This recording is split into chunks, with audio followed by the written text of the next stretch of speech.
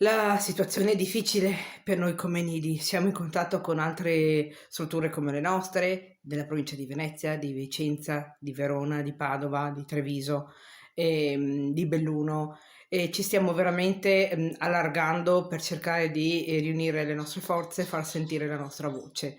Non è facile. Oggi nessuno parla di noi, di fatto succede questo. Si è parlato di chiusura dal 23 febbraio, ricordiamocelo, noi siamo chiusi dal 23 febbraio e ad oggi nessuno si è ricordato di noi.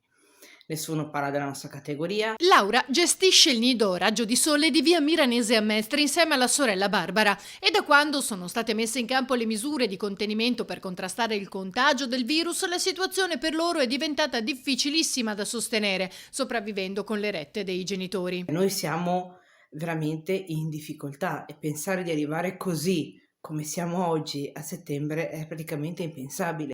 Che il nostro fa parte di quei servizi che devono essere considerati essenziali.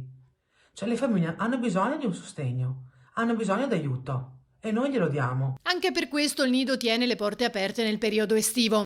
La nostra idea ne abbiamo veramente tante perché ne stiamo pensando ogni giorno per trovare una soluzione per tutti, ma ripeto, è per tutti, non è solo per noi per sopravvivere, ma è per un genitore che può riprendere a lavorare o fare uno smart working in serenità, senza avere questo altalenarsi di giornata che va tra il computer e il bambino.